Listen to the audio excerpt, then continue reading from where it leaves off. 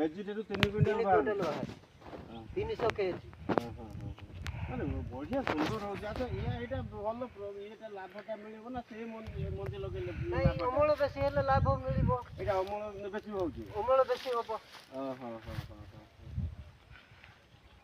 ସୁନ୍ଦର ଚାଷ ଦେଖିଲା ଏକ ଲୋଭ ଲାଗୁଛି ପରା ଏଇଟା ଦେଖିକି।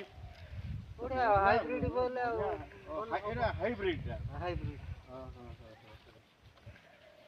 ହେଲେ ଏଇଟା ପ୍ରତ୍ୟେକ ବର୍ଷ ଯୋଉ ଚାଷ କରୁଛ ଖାଲି ଏଇ ମଞ୍ଜି ଲଗାଉଛ ନା ଅଲଗା ମଞ୍ଜି? ନାଇଁ ଏ ମଞ୍ଜି ଏକା ଲଗାଉଛି।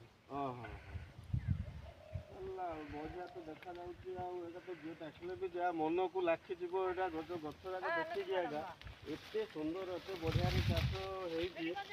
ଏମିତି ଆଜ୍ଞା ଏଇଟା ଯଦି ପ୍ରତ୍ୟେକ ବର୍ଷ ଚାଷ କଲେ ତ ଭଲ ପ୍ରଫିଟ୍ ପାଉଥିବ। ନାଇଁ ଲାଭ ହଉଛି ତାକୁ ଧରିକି ହଉଛି ଯେତେ ହେଲେ ବି।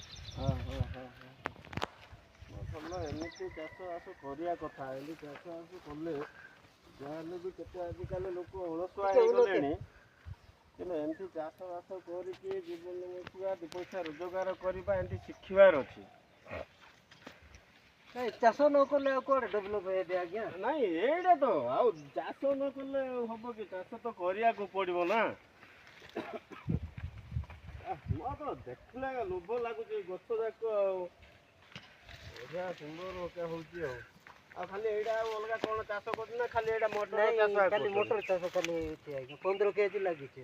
15 କିଲୋ? 15 କିଲୋ ଲାଗିଛି। ହେଲେ 15 କିଲୋରେ ଖାଲି ଏକୁଟିଆ କରୁଛ ନା ଏମିତି ମଜୁରିଆ କଣ ଲଗେଇ କରୁଛ? ନାଇଁ ଏକୁଟିଆ ତ କରିଛି 15 କିଲୋ ଆଉ। ଇଏ ଭଲ ଚାଷ କରୁଛ ଆଉ। ନାଇଁ ଏମିତି ଆଗକୁ କର। ଭଲ ଆହୁରି ଅଲଗା ଯଦି କଣ ହଉଛି ଏଇଟା ବାଦେ ଅଲଗା ଆହୁରି ଚାଷ କଲେ ହବନି? ହଉ ଦେଖିବା ହବ ଆଉ ନେକ୍ସଟ ବର୍ଷ ଦେଖିବା ଆଉ ଅଲଗା କଣ ହବ ବୋଲେ। ଏ ବର୍ଷ ତ ସରିଲାଣି।